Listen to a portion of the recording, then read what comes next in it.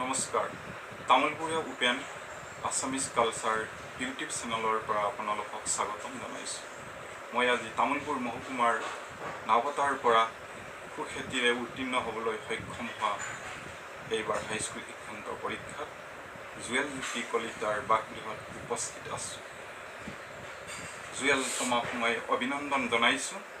তুমি সৰ্বমুঠ কিমান নম্বৰ পাবলৈ সক্ষম হৈছা?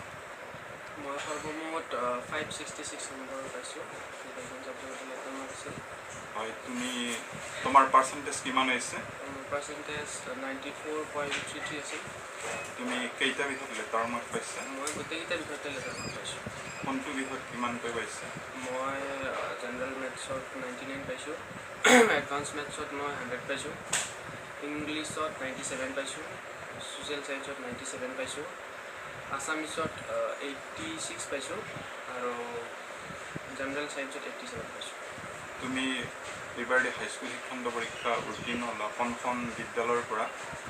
মই মডাৰ্ণ ইংলিছ স্কুল নাওকটাৰ পৰা উত্তীৰ্ণ হৈছোঁ।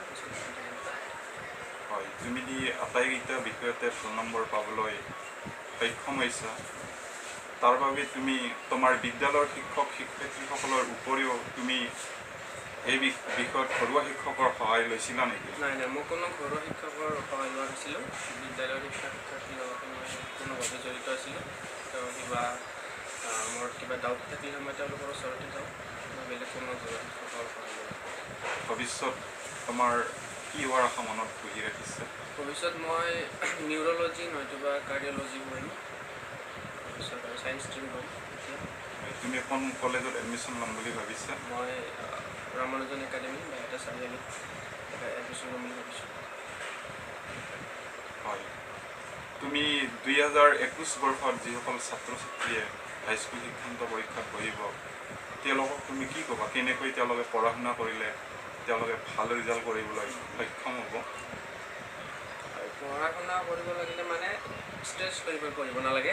জাষ্ট নৰ্মেলি কনচিষ্টেঞ্চিটো বজাই ৰাখিলে হ'ল, নিয়মিতভাৱে পঢ়িলে হ'ল, বিদ্যালয়ৰ ক্লাছবোৰ মিছ নকৰিলে হ'ল, এনেকৈ কৰিলে হ'ল। তুমি টেষ্ট পৰীক্ষাৰ আগত আৰু টেষ্ট পৰীক্ষাৰ পিছত কেইঘণ্টাকৈ পঢ়া শুনা কৰিছিলা? মোৰ কোনো ঘণ্টাৰ ছিষ্টেমৰ কথা নাছিল। মোৰ যেতিয়াই মন যায় মই তেতিয়াই পঢ়িছিলোঁ। আৰু টেষ্ট পৰীক্ষাৰ পিছত অলপ বেছিকৈ পঢ়িছিলোঁ, যিহেতু স্কুল বন্ধ আছিল, দিনত বহুত সময় পায়। চ' তেনেকৈ পঢ়িছিলোঁ। তুমি তোমাৰ ৰিজাল্টক লৈ সুখী নে? হয়, মই সুখী মোৰ ৰিজাল্টক লৈ। মই ছেটিছফাইড। হয়, শেষত তোমাক মই এটাই সুধিম, তুমি যে ইমান ভাল ৰিজাল্ট কৰিবলৈ সক্ষম হৈছা তাৰ বাবে তুমি কাক ধন্যবাদ জনাবা? তাৰ বাবে মোৰ প্ৰথমতে মোৰ মা দেউতা, ঘৰৰ সকলো সদস্য, তাৰ লগতে গোটেই মডাৰ্ণ ইংলিছ স্কুলৰ ফেমিলি আৰু মোৰ সকলো শুভাকাংক্ষীক মই বিচাৰিছোঁ। ধন্যবাদ জুৱেল, তোমাক মই পুনৰ এইবাৰ অভিনন্দন জনাইছোঁ। তোমাৰ উজ্জ্বল ভৱিষ্যত মই কামনা কৰিছোঁ।